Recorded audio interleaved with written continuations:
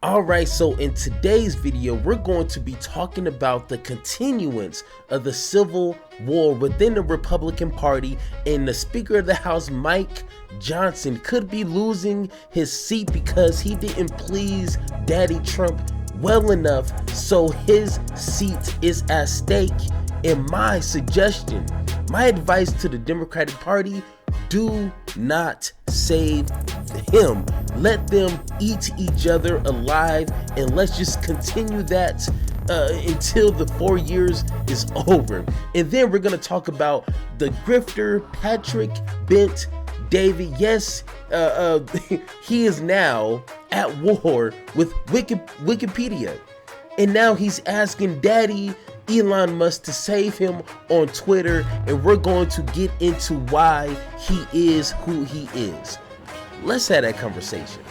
So when it comes to the strategy that the Democratic Party wants to use, which once again, it's like different fractions within a party, so it's really hard to give like a blanket advice for the entire team. But you know, if they're watching this, then hey, my advice is we can't continue to try to play fair with the entire Republican Party. There's no more of this whole, reaching across the aisle that was Obama and previous administrations. Like, that's not really a thing anymore. And Trump has based his whole campaign off of Democrats are bad, Republicans are good. So he already drew the line in the sand. So it'd be kind of weird for Democrats to now sit here and try to play this moral high ground as if like, you know what, I'm going to do the best thing and work with the Republican Party.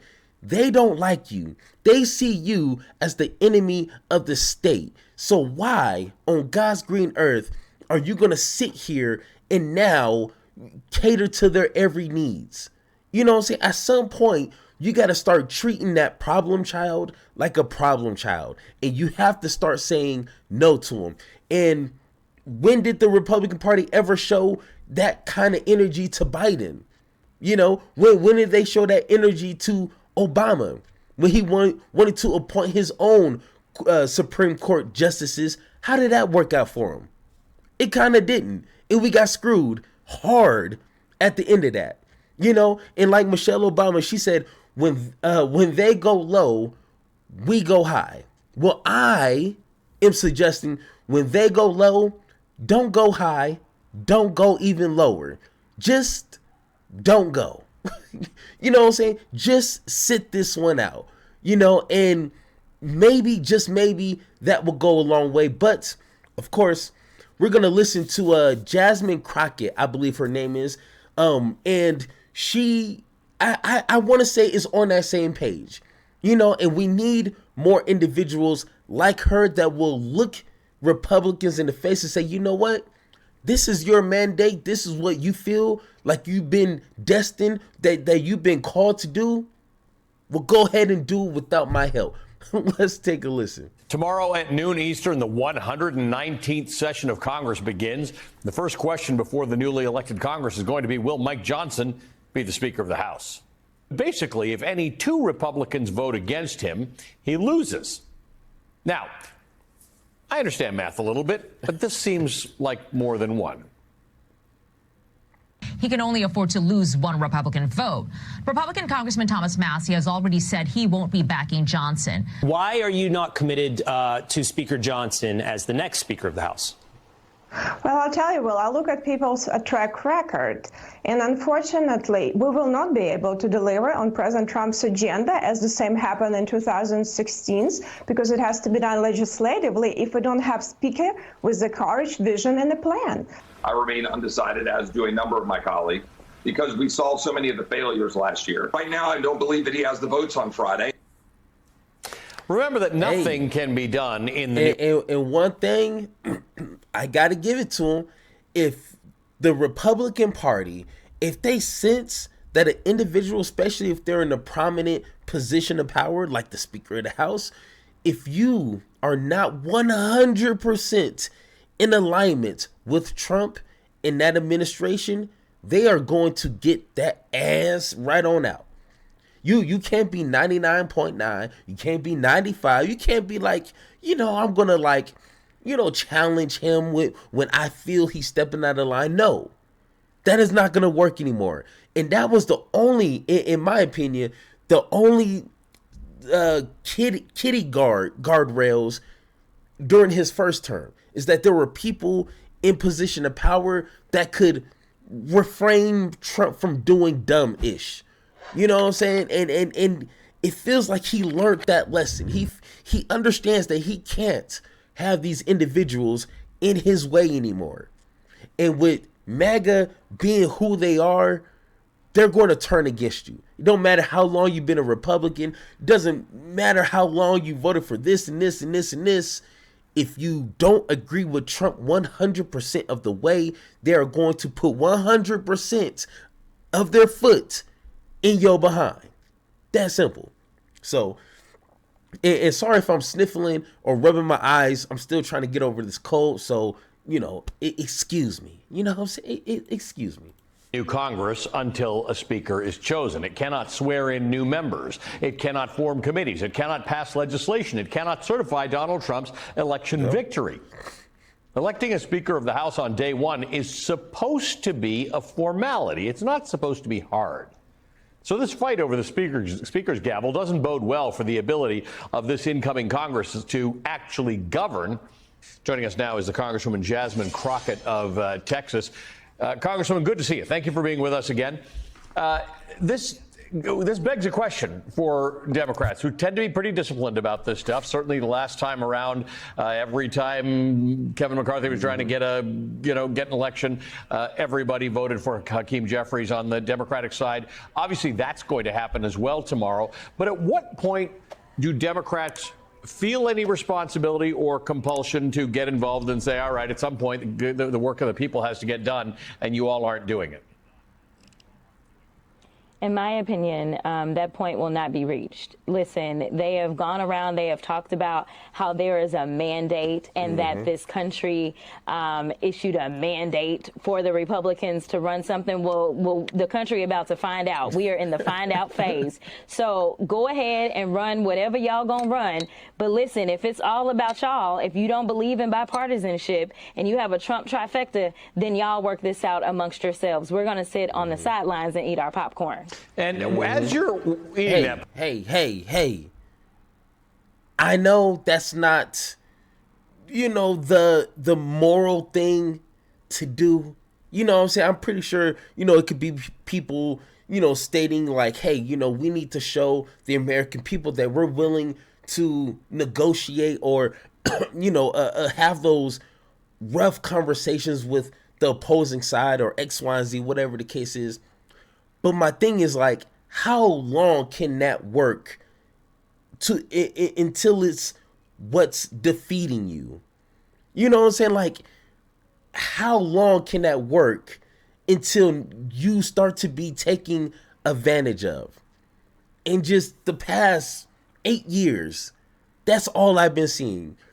Democrats always trying to take this invisible, higher moral ground and get nothing in return from the Republican Party. Nothing. Trump still calls the entire Democratic Party the enemy of the state. For what? So at some point, you just gotta, hey, wash your hands from it. Dry them suckers. You know what I'm saying? Boom. Hey, you're done. No more.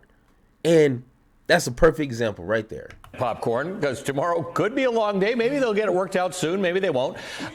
What does that look like to you? What does success look like to you? Because there is the business of governing that has to get done. They got to get a speaker so that they can get various things done, including January 6th, the certification of the election of the president, the vice president. What are you looking to see happen tomorrow? What are you most interested in? Honestly, I'm not that concerned about January 6th. I know you just threw that in there, but my candidate didn't win. So, if it gets delayed, I'm okay with that. But what I am interested in seeing is how savvy his right flank will be if they actually will go ahead and extract blood the same way that they extracted out of McCarthy, right? That's how we got back to putting Chip Roy on rules along with a few other people that have blown things up and made it very difficult for any speaker to actually conduct their business. They've had to take up things such as these continuing resolutions on suspension instead of actually taking them through rules because they couldn't get the rules passed. In addition to that, I'm curious to see if they get him back down to that one speaker vote, right, to vacate the speaker. Right now in the proposed rules, it's going to take a lot of people, and they have to come from the Republican side, which is very interesting. We have never seen that. Not that the Democrats have ever moved to vacate the speaker anyway. He's always been, or their speaker has always been vacated by someone on their side. But I think that they are going to extract a little bit of blood out of Mike Johnson if he is going to become speaker again. But they really don't have anybody else. So this is really a matter of who can hold out the longest. But considering the fact that Trump went crawling to Chip Roy today in a phone call, I just think that it's funny because, MAGA believes that Trump is this big, mean guy and he's the strong man. But here it is. He has threatened Chip Roy not once, not twice, but he's threatened him a number of times. And Chip Roy always stands up to him. Yeah. And now it's Trump that's calling Chip Roy begging for a vote. Yeah, it's interesting because Chip Roy. And just FYI, if you're asking yourself, what is that noise? That is not coming from me. I don't watch this twice already, and I don't know what is going on. I think it's her microphone and her earring is tapping that. But trust me, I didn't have to watch this a few times because I done got distracted, just like now, of what's going on, what she's saying, because that tapping was really annoying. But once again, I mean, she makes a good point, and she's on the inside way more closer than what we are, and I love that she is just letting them do their thing. Do not save them. If they want, Mr. Mike Johnson to get on his knees and do some things to make people happy, then that's what he needs to do. But when it comes to certifying the election or postponing anything, I am not going to shed a tear. And I'm pretty sure if you're watching this video, you could care less too. But I just want the Democratic Party to start playing by their own rules, not to get dirty, not to elect a Donald Trump version for the Democratic Party. We don't need no more convicted felons in that office. You know what I'm saying? But we need to strategically play by our own rules and start to set our own tone. And that's more so for the progressives. The liberal half of it could care less. But the progressives, just like Jasmine here, she needs to play by her own standards and play by her own rules. Once again, guys, if you agree or disagree with anything I said in this segment, let me know in the comments down below. All right, so we know the types of individuals who support Trump, or let alone the Republican Party. Like 9 times out of 10, you're going to see those grimy, slimy individuals that will exploit people, exploit their need to make money, to find financial freedom. They will take that entrepreneur type of energy and exploit it to every molecule there is for themselves. We know individuals like that will support Trump 9 times out of 10. You know what I'm saying? And occasionally, the internet will do amazing internet things, and it will humble these scammers. And I'm talking about Patrick Bent Davis. I've been, on his ass for the past, no Diddy, not like that, but I've been, challenging a lot of his videos for the past maybe year. And you don't have to know someone, you don't have to know them personally. You can just hear what they say. If you listen to an individual talk for long enough, you can figure out what kind of person they are, well, how they set their standards and their values and their level of integrity. And it doesn't take hard to listen to him and be like, you know what? You done scammed a few people to get to where you're at. Like that's just the reality of these things. And to become a millionaire, let alone a billionaire, you have done something to someone along the way. You weren't just, the reincarnation of Jesus and you're a billionaire. Lie to somebody else. But this all started with, the whole H1B visas conversations, which, you have the CEO Republicans versus the racist MAGA, because the racist MAGA they don't want any immigrants in this country, and the CEOs, they know that they can exploit these visas, paying them low, overworking, working them, and just treating them like ish. You know what I'm saying? Because if they fail to, meet the requirements, they could just send them back to the country and get somebody else. So that's the war between the two. And of course, you're going to have people like Patrick put in his 2 cents. And when you do that, you have to be careful. So let's go ahead and hear what Mr. Patrick Bet David said.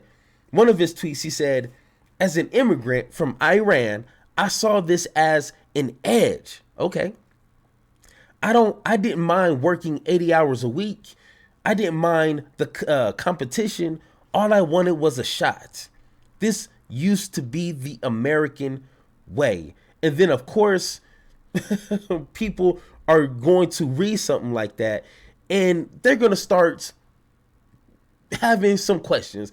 And one person, they responded, kindly Patrick, working 80 hours a week is not a healthy role model. So, of course, anyone in a suit and tie who has a questionable past on how they make their millions is telling you, the working class, it's okay to work 80 hours a week. Why the hell are you listening to them? Ain't nobody on this earth who's in the working class is going to say, you know what? Working 80 hours is the key. Working 40 hours is not enough. Working 50, 60, 80 hours in 1 week is what's going to get me to his position. You are going to be working till you're 80 years old and you're going to die with $80 in your pocket. That's simple. And that's the kind of people folks like Patrick want. He wants people to be sucked into this, like, I need to work harder in order to get to where he's at. And then the next thing you know, you're too old to work and have nothing to show for it. But it gets a little worse from there. So then he responds to that young lady and says, respectfully, both the app plus the phone you're using were built by a founder and executive team that worked 80 hours a week for many years. And then he said, also, our founding fathers worked and fought nonstop more than 80 hours a week to build this country.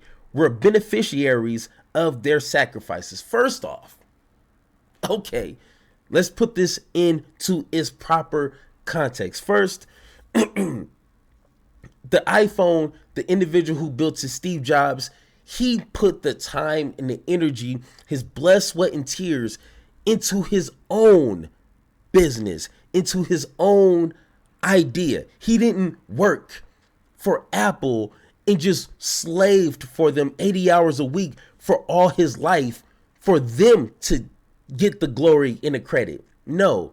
So once again, I think he's trying to inflate these two things. Just like myself, I quit my job to do this full time because I believe in what I'm doing, and I believe what I'm doing could be a benefit to people.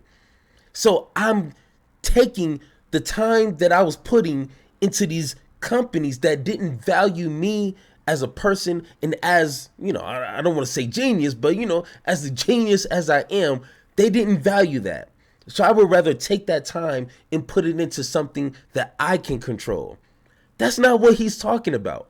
Then he goes on to say, Our founding fathers worked and fought nonstop more than 80 hours a week to build America. First off, are these the same founding fathers that owned slaves?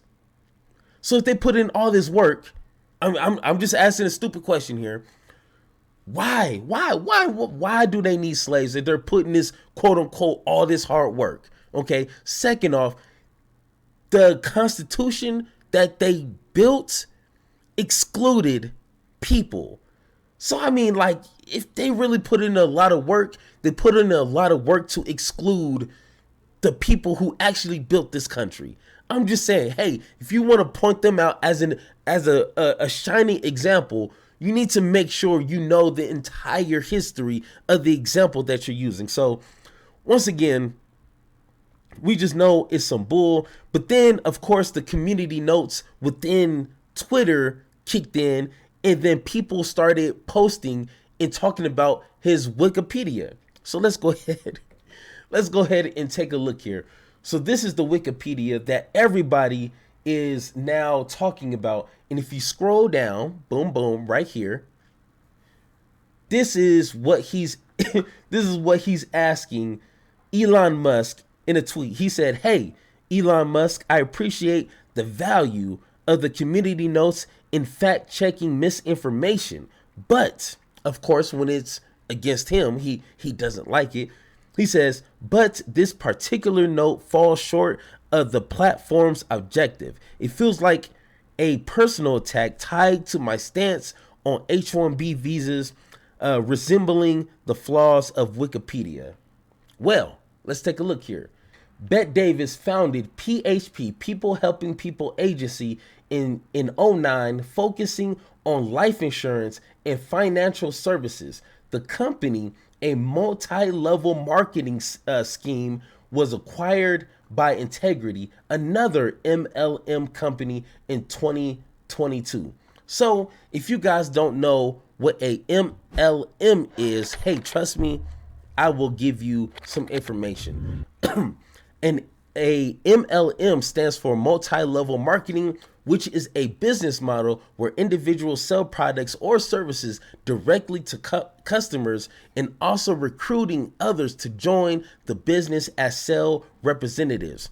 That's the key part. Participants earn money through their own sales and a percentage of the sales made by their recruits, creating a multi-level downstream.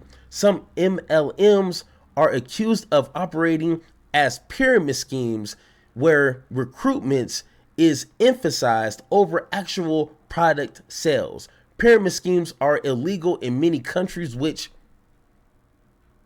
I wonder why. Many participants in MLMs fail to make substantial incomes and often lose money due to the initial cost, which we're going to get into, such as buying starter kits or inventory. Once again, it always sounds a little too good to be true, which 9 times out of 10 it is. There can be a heavy pressure to recruit others rather than focuses on selling products. So I've never really been into the whole MLMs because I'm an adult. You know what I'm saying? I got a family, real bills to take care of. I don't have time to be giving a company $400 or $500 and then having to like convince other people to buy the products, and then let alone trying to find other suckers to fall in line. Like, to me, that's just doing too much. But let's go ahead. And once again, I apologize about the voice. With close to 8. I'm still trying to get over this cold. But let's go ahead and just get a little glimpse of Mr. Patrick's past here.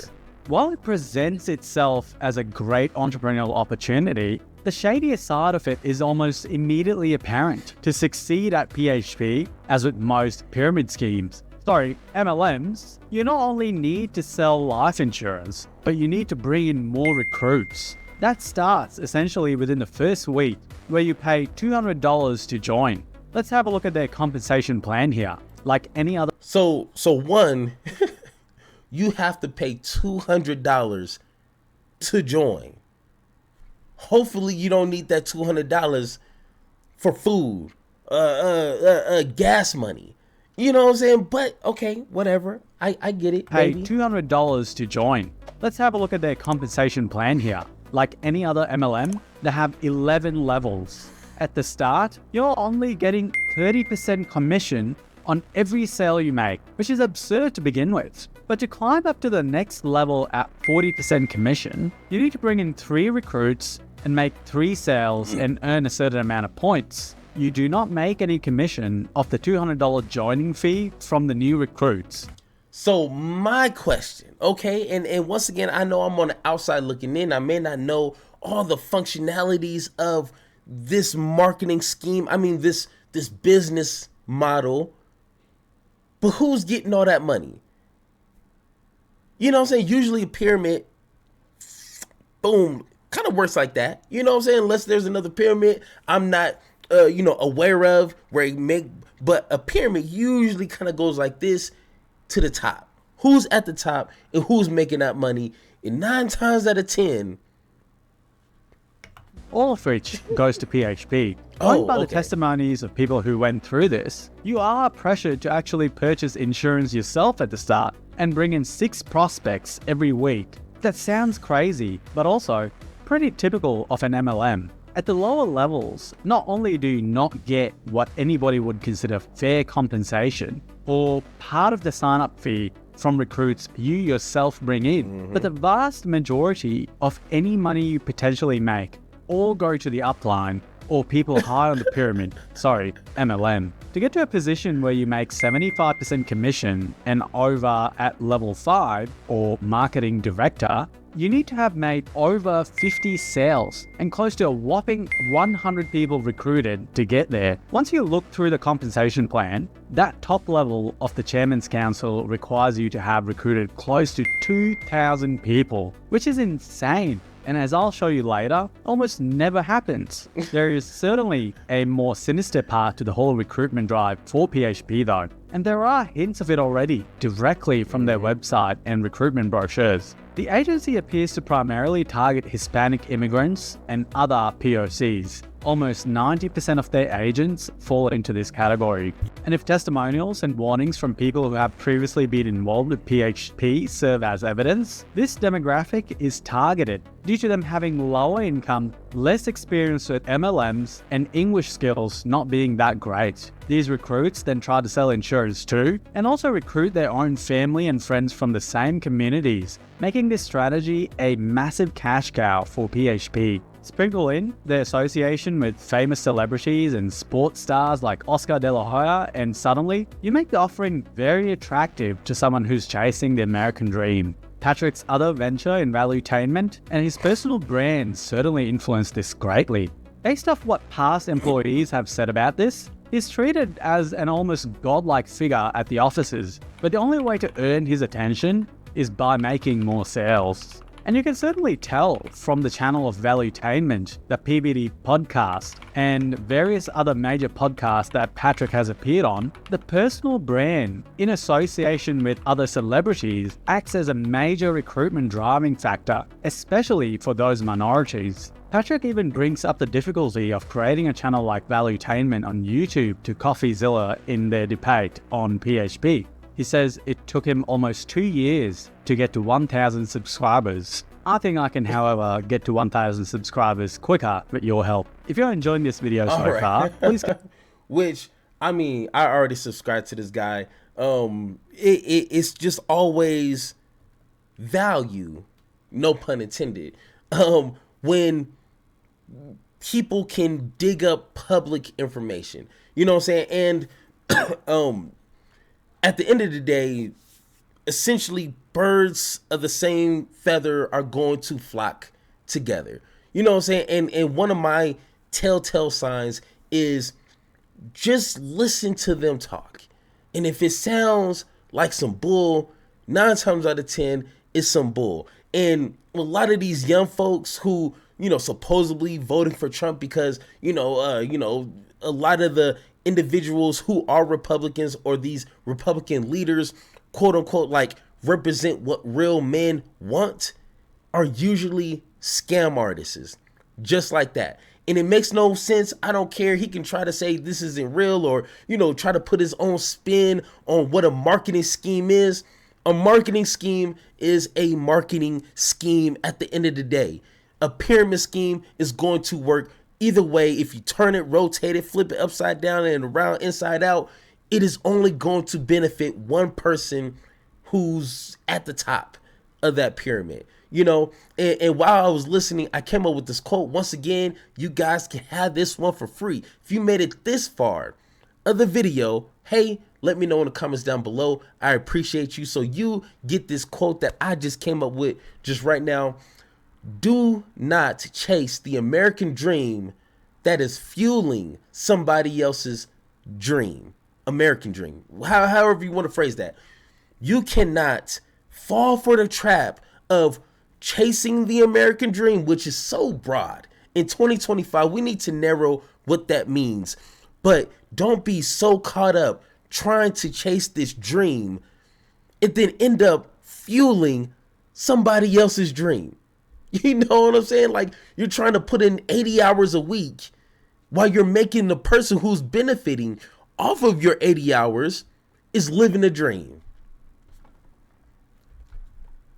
I mean, I don't, hey, trust me, I know you got to do what you got to do to pay your bills, but at the same time, do not be that idiot. I beg you, please, please, please don't.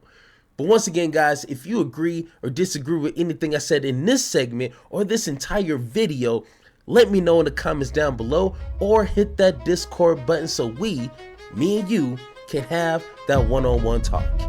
And like always, let's have that conversation.